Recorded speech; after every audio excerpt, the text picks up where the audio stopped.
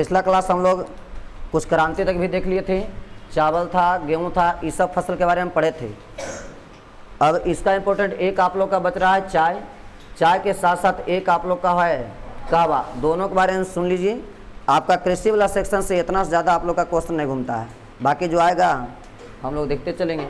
देखो चाय में हम बताए थे कि सबसे पहले चाय में सुनना है कि यह किस श्रेणी का पौधा है। तो यह एक प्रकार का उष्ण कटिबंधीय क्षेत्र का पौधा है, ये सब ध्यान रखना है जी। चाय जो है किस क्षेत्र का पौधा है? उष्ण कटिबंधीय क्षेत्र का पौधा है। अब उष्ण कटिबंधीय क्षेत्र के मतलब आपको हम बताए थे, इसमें भी चाय का मतलब फसल के लिए भी इसमें वर्षा का अधिक से अधिक योगदान है। यहाँ तक कि बताए थे इसके लिए आवश्यक वर्षा जो है वह 200 सेंटीमीटर से भी क्या चाहिए हुआ था चाय का। हमारे लड़का धान के टिक मारे में तो खैर पीछे हट भी नहीं करेगा कि धान में सबसे ज़्यादा पानी की आवश्यकता है, तो धान से भी सबसे ज़्यादा पानी की आवश्यकता किसको है? चाय को है। धान में बताए थे कि धान में पानी की आवश्यकता है कितना से कितना, 100 से 200 सेंटीमीटर तक, लेकिन चाय में उसके लिए पानी चाहिए 200 सेंटीमीटर से भी ज़्यादा। लेकिन एक बढ़िया बात इसमें था जी कि चाय को 200 सेंटीमीटर से अधिक वर्षा चाहिए, लेकिन इसके जड़ में जल जमाव नहीं होना चाहिए। अभी तो उल्टा पुल्टा बात हो गया कि भैया सबसे ज़्यादा पानी भी चाहिए, साथ ही साथ जड़ में जल जमाव भी नहीं चाहिए। ये कैसे संभव है? तो ये संभव तभी है जब चाय का खेती होगा कौन इलाका में? पर्वतीय इलाका में, पहाड़ी इलाका में। कारण जब पहाड़ी इलाका में यहाँ चाय रहेगा, चाय का खेती होगा, पानी पड़ेगा, खूब पानी पड़ेगा, लेकिन क्या इसके जड़ के पास पानी रहेगा? नहीं रहेगा। यहाँ से ढलान के कारण ये आराम से बह निकलेगा। यही करने के इतना बात बताए थे कि चाय एक प्रकार का उष्ण कटिबंधीय क्षेत्र वाला पौधा है। इसमें वर्षा की आवश्यकता 200 सेंटीमीटर से भी अधिक होता है, लेकिन इस जड़ में जल जमाव की स्थिति नहीं होना चाहिए। तो जल जमाव की स्थिति नहीं होने के लिए इसका उत्पादन कौन सा क्षेत्र में होगा? कहना पर्वतीय इलाका में होगा, ढलानी क्षेत्र में होगा। हाँ, मिट्टी के चर्चा करेगा कि कैसा मिट्टी इसको चाहिए। तो याद होगा कि जब हम मिट्टी पढ़ा रहे थे वहां पर क्लियर किए थे जी, पर्वतीय इलाका खास करके ऊपर पहुंच जाओ, जम्मू कश्मीर, हिमाचल प्रदेश, ये सब वाला हिस्सा में ह्यूमस के अधिकता कारण वहाँ का जो मिट्टी था वो कैसा मिट्टी था? अम्लीय मिट्टी। तो जितना बात है बोले एकदम इस सब से नवज की तरह याद रखना कि यह एक प्रकार का उष्णकटिबंधीय पौधा है। इसमें वर्षा की आवश्यकता 200 सेंटीमीटर से अधिक होता है, लेकिन फिर भी इसके जड़ में जल जमाव की स्थिति नहीं होना चाहिए। जड़ में जल नहीं रहे इसके लिए इसे समतल मैदान में रोप देगा नहीं होगा, क्योंकि यहाँ 200 सेंटीमीटर से ज़्यादा पानी देगा, जड़ में जल रहेगा ही, उत्पादन नहीं होगा। इसके लिए चाय का खेती हम लोग पहाड़ी इलाका में करते हैं, और पहाड़ी इलाका में ह्यूमस के अधिकता के कारण इसका उत्पादन अम्लीय मिट्टी वाले क्षेत्र में करते हैं। क्या इससे रिलेटेड जो ही बात है आप लोग का ध्यान में आ गया? इसके बाद फिर से सुनो, अब क्या करेगा? जीके जोड़ेगा आपसे कि बताओ चाय के उत्पादन में भारत का सबसे अग्रणी राज्य कौन सा है? तो सबसे अग्रणी राज्य कौन सा है? असम। रखना जी कि चाय के उत्पादन में भारत का प्रथम स्थान रखने वाला राज्य कौन सा है? तो कहिएगा असम। लेकिन एक बात आओ, क्या चाय हम लोग का प्राचीन समय से था? तो नहीं था। चाय आया है कब? जब अंग्रेज यहाँ आया है। इसलिए ध्यान रखना कि चाय यहाँ लाया गया किनके द्वारा? अंग्रेज के द्वारा जी।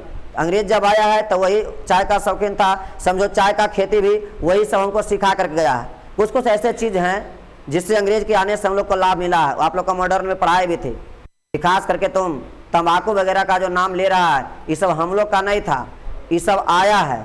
और बीच में आप लोग को आया भी था तिनकठिया प्रणाली, नाम सुना था ना? तो तिनकठिया प्रणाली का कुछ विरोध भी हुआ है। तो ये सब याद रखना है कि कुछ कुछ ऐसा चीज़ है जो हम लोग का नहीं है, बल्कि अंग्रेज का दिन। अंग्रेज आए हैं, यहाँ का कुछ ऐसा भूमि था जिसमें सब कुछ नहीं हो सकता था, उसके लिए विशेष प्रकार का खेती के यहाँ सोचे हैं। तो चाय भी किसका दिन है? अंग्रेज का दिन है। इसको हटा देते हैं, एक बार सुन लो आप लोग का ठीक हो जाएगा। जब चाय में आप देखो जो बोलते हैं करना सीखिए, तब आप लोग का आंसर नहीं छूटेगा। जब आए चाय तक ना इसके बारे में जो है सब जानते हैं। यह एक किस प्रकार का पौधा है? उष्ण कटिबंधीय क्षेत्र का पौधा है। इसके लिए आवश्यक वर्षा कितना चाहिए? 200 सेंटीमीटर से भी अधिक चाहिए। फिर भी इसके जड़ में जल जमाव की स्थिति नहीं होना चाहिए। इसके लिए इसको कहाँ लगाया जाएगा? कहना पहाड़ी क्षेत्र में, ढलाई वाले क्षेत्र में लगाया जाएगा। खास पहाड़ी क्षेत्र में किसका अधिकता होता है? तो वहाँ के मिट्टी में ह्यूमस की अधिकता होता है। इस कारण से वहाँ की मिट्टी कैसा हो जाता है? अम्लीय हो जाता है। अतः चाय का उत्पादन अम्लीय मिट्टी वाले क्षेत्रों में अधिक ह्यूमस वाले मिट्टी वाले क्षेत्रों में या पहाड़ी वाले क्षेत्रों में इसका उत्पादन होगा। फिर आप लोग को हम बताएं कि चाय के उत्पादन करने में भारत का अग्रणी राज्य कौन सा है, तो भारत का सबसे अग्रणी राज्य कौन सा है, असम है। क्या इतना बात आप लोग का ध्यान में रहेगा कि नहीं? चाय भारत में किसका देन है, तो कहना किसका देन है, अंग्रेज का यानी इंग्लैंड का देन है। क्या इतना बात आप लोग को ध्यान में आएगा? अब थोड़ा सा और इसमें आगे बढ़े। इसके बाद आप लोग को आएगा क्या, कहवा। मेन कहवा से क्या प्रश्न आता है, कहवा के किस भाग का इस्तेमाल किया जाता है, तो कहवा के कौन सा भाग का, बीज का। ये ध्यान रखना रे, कहवा के कौन सा भाग का हम लोग इस्तेमाल करते हैं, बीज का इस्तेमाल करते हैं। मेन है भारत में, चूंकि हम लोग इसका बात पढ़ रहे हैं, तब भारत में वह इलाका जहां पर ये पर्वतीय इलाका है, खास करके कर्नाटक में वो बात बताए थे, राज्य पूछेगा तो कौन सी, कर्नाटक। जब पर्वत पहाड़ आप लोग को पढ़ा रहे थे तो एक पहाड़ी था जी जिसका नाम था बाबा बुदन की पहाड़ी, नाम सुना है? हाँ, तब बाबा बुदन की पहाड़ी। अब ये सब ट्रेंड हटा दिया है कि आपसे सीधा सीधा प्रश्न करेगा कि बताओ कहवा का उत्पादन करने वाला अग्रणी राज्य, ये तो कर्नाटक सब जानता है। अब राज्य को ही हटा देगा और 4 गो पहाड़ी ऑप्शन में सरिया देगा कि कहवा का उत्पादन होता है बराबर की पहाड़ी में, बाबा बुदन की पहाड़ी में, हिमालय के तराई वाले क्षेत्रों में, इनमें से कोई नहीं।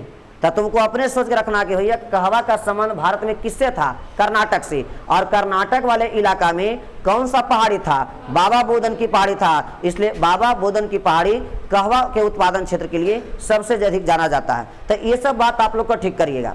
देखो इसमें क्या है, इसका एक प्रमुख प्रकार है, प्रमुख में हम लोग ट्रिपल स्टार लगा दिए। खास करके इसका एक प्रमुख प्रकार है जिसका नाम है रोबेस्ट। आप लोग से प्रश्न आएगा, रोबेस्ट है, ऑप्शन देगा, चाय का एक नस्ल है, कहवा का एक नस्ल है, धान का एक नस्ल है, इस प्रकार से ऑप्शन में सर आएगा। तो ये ध्यान में रखना कि ट्रिपल स्टार लगा दिए इसमें। रोबेस्ट किसका एक प्रकार है, तो कहना कहवा का एक प्रकार है। एक ओवरऑल फिर से सुन लीजिए, आप लोग का आ जाएगा। चाय और कॉफी वाला बात इतना फिट रखिएगा। बताओ चाय किस प्रकार का पौधा है, उष्णकटिबंधीय क्षेत्र का पौधा। इसका टेम्परेचर लगभग कितना चाहिए, औसतन 27 डिग्री सी। फिर आपको बताएं कि चाय अगर उष्णकटिबंधीय क्षेत्र का पौधा है उसके लिए आवश्यक वर्षा कितना है, तब वर्षा का नाम लेगा तो 200 सेंटीमीटर से भी अधिक। तापमान का नाम लेगा तो 27 डिग्री के आसपास। फिर आपको बताएं कि 200 सेंटीमीटर से अधिक वर्षा चाहिए, लेकिन इसमें एक अपवाद लगा हुआ है कि फिर भी इसके जड़ में जल जमाव की स्थिति नहीं होना चाहिए। तो उसी से हिंट में याद रहेगा कि जड़ में जल नहीं रहेगा कब, जब उसको ढालू तल पर लगाया जाएगा तब। इसलिए इसका उत्पादन हम लोग कौन क्षेत्र में करेंगे, पहाड़ी क्षेत्र में। पहाड़ी क्षेत्र में किसकी अधिकता होती है, तो ह्यूमस की अधिकता होती है उसके मिट्टी में। इस कारण से वह मिट्टी की प्रकृति कैसा होता है, अम्लीय, क्षारीय, उदासीन, कहना अम्लीय। फिर इसके बाद बताए कि चाय का उत्पादन करने में भारत का वह कौन सा राज्य आगे है, तब पहला स्थान पर कौन सा है, असम है।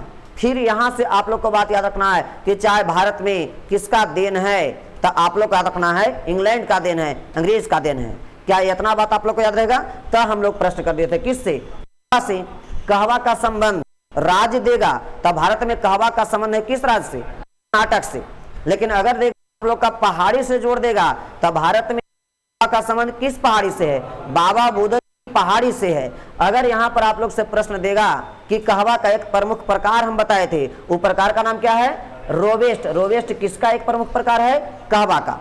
अच्छा ये किसका देन है भारत में, गेस करो तो कहवा कहाँ से आया है, कहवा यहाँ पे भारत में। चाहे तो समझ गए थे कि इंग्लैंड के देन है भी है नहीं, तो ध्यान रखिएगा ये अफ्रीकन पौधा है रे। ये कैसा पौधा है, अफ्रीकन, यानी यह अफ्रीका से आया है। हाँ अच्छा, विश्व लेवल पर पूछेगा कि विश्व में कहवा उत्पादन का प्रथम देश कौन सा है, ब्राजील। हाँ कौन होगा जी, ब्राजील। तो जितना देखो नाम बहुत सारा रहेगा, सब सुन रहेगा, लेकिन सब में तुमको लिंक जोड़ के रखना है। अगर कहेगा भारत में कहवा उत्पादन में सबसे अग्रणी राज्य कर्नाटक, लेकिन अंतरराष्ट्रीय वैश्विक स्तर पर पूछेगा कि विश्व में कहवा उत्पादन में नंबर 1 देश कौन सा है, तो वह कौन सा हो जाएगा, ब्राजील। लेकिन कहेगा भारत में कहवा आया है तो किसका देन है, अफ्रीका का देन है, अफ्रीका से इसको लाया गया है। क्या ये देश का नाम आप लोगों के लिए रहेगा ना, एक देश हम नाम ले लिए इंग्लैंड, एक नाम ले लिया अफ्रीका, एक नाम लिए ब्राजील, तो सब का नाम मन में सोचना है कि इंग्लैंड क्या था, तो चाय को लाने वाला था, अफ्रीका कौन था, यहाँ कहवा को लाने वाला था। ब्राजील क्या है, तो कहवा उत्पादन में नंबर 1 देश है ब्राजील। क्या यहाँ तक बात क्लियर है? अच्छा, कहवा में किसका प्रयोग करेंगे हम लोग, बीज का। तो इसमें भी आप लोग को इतना बात ध्यान में रखना है, तो इतना आप लोग नोट कर लेंगे। आपका इधर वाला स्टेप जो है ये क्लियर हो गया। अब इसमें कुछ ज़्यादा नहीं, ये भारतीय भूगोल में 2 चीज़ और पढ़ाना है, एक खनिज है और एक आप लोग का उद्योग है।